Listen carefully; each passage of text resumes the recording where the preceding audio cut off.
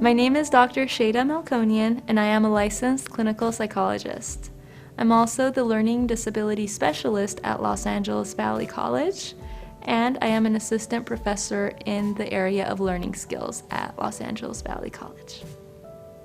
It can sometimes be difficult to tutor students with learning disabilities, so it's important to make sure you're using the right tips and techniques to make the most of your tutoring sessions. So first, let's start with what a tutoring session should look like for the most part.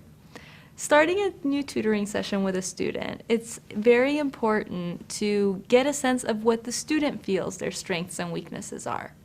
If they feel like this technique has worked for me in the past or this technique has not worked, so please don't do that, you'll never really know that until you get their feedback on it. So ask for that. When you introduce yourself to a student, ask them, what do you think will work for you? Is there anything you'd recommend that you like that I can do during a tutoring session? So that would be your first step. From that point forward, generally speaking, it's important to begin your tutoring sessions by highlighting the main points of the previous tutoring session. That way, it brings the student back up to the point of where you are right now and what's next from this point forward. So it creates a sequence for them where it all flows. It's not choppy information. So review what you did in the past, highlight what the objective of this tutoring session is, and come up with your own way together of how you're going to go about that.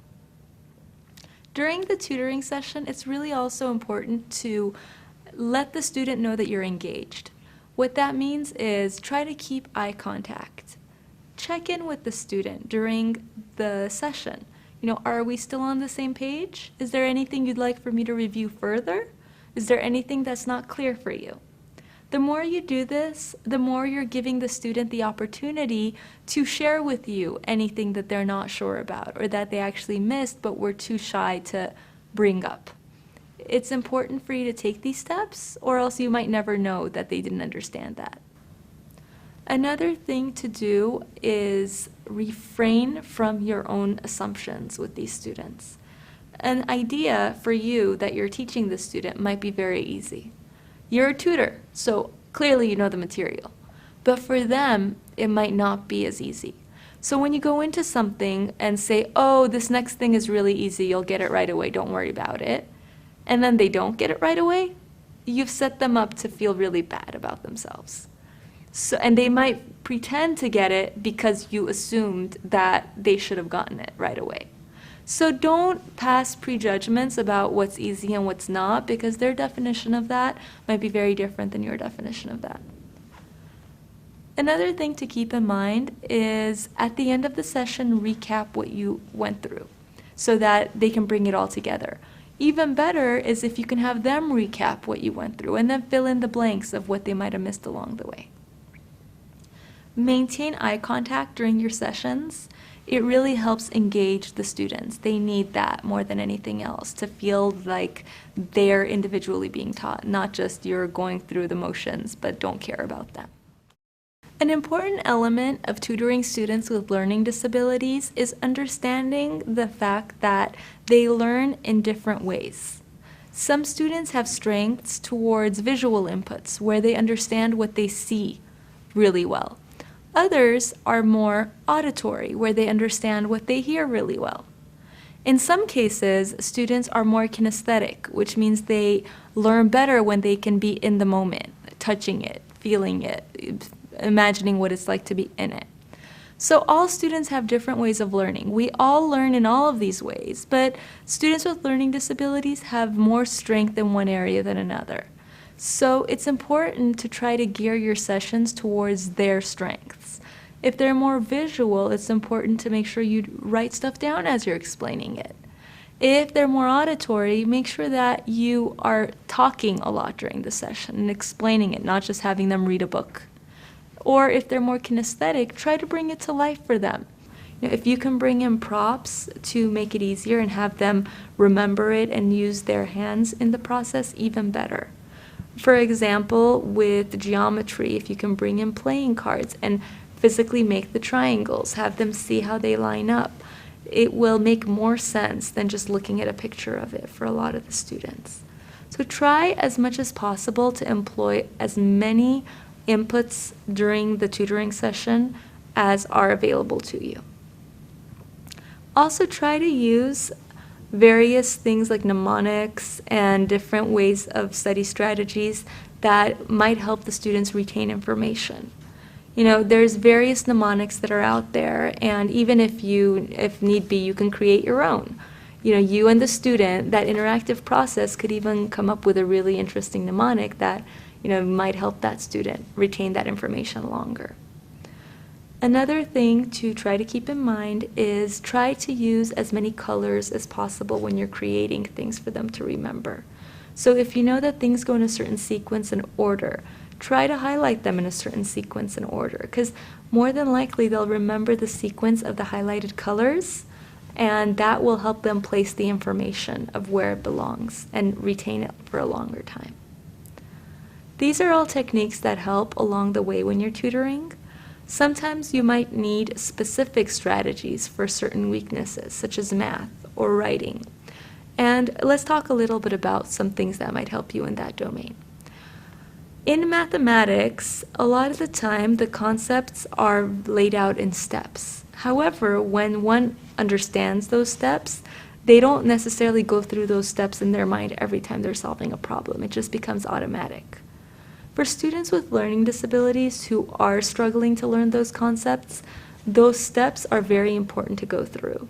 So as you're explaining a problem to them, it's important to lay out what you're doing and why you're doing it step by step. So I'm adding 5 plus 3, I'm getting 8. I take 8 and I divide it by 2 to get 4. As you're going through the steps, it's important to really explain it to them. Once they understand it, you're changing their internal narrative of how that problem gets solved. Your next step would be to have them solve that problem and explain to you their steps in getting to that conclusion. And if along the way they make a mistake, it's really important to try to stop them at that point and rewrite that narrative in their mind so that their narrative is correct and they're not getting to the end of the problem and then realizing that, oh, I was wrong at step 2. It's easier to shift in the moment than after the fact. So with mathematics, your first step would be write their narrative for them by demonstrating it. Have them play out their narrative and correct any errors that they may have. And finally, your third step would be to have them solve the problem without verbalizing it to you and helping them come to that conclusion that's correct. Another idea that's popular in math is the fact that when it comes to learning concepts, people with math disabilities have trouble accessing one part of their brain. So for that reason, if you're able to work out the problem on a blackboard, it's more effective, or by blackboard, it could be a whiteboard or a chalkboard, just a board ultimately. If you can solve it that way, it helps employ both sides of your brain, and it can help the student understand the process more smoothly and efficiently. So when you're writing it on a piece of paper, the way most tutoring sessions are, you're really keeping it on one side of your body. You're not crossing your own midline as you're writing. However, when you're writing on a board, you are naturally crossing that midline because to write on a board, you kind of have to. And as you do that, it's employing both hemispheres of your brain, and it makes the process go more smoothly in terms of understanding mathematical concepts. So that's one technique to try. If you have access to a board during your tutoring sessions, it's recommended that you use them for students who have math disabilities.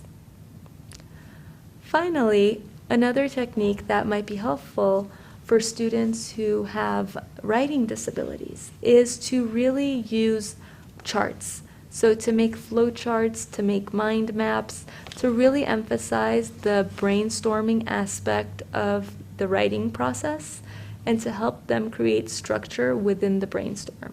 So as they're doing charts, to really highlight what's the main concept, what do you think comes under that, what do you think is a detail, and really helping them structure the essay before writing the essay. A lot of them will just try to write it and there's no flow to it. it jumps from one idea to another. So it's really important to teach them that process.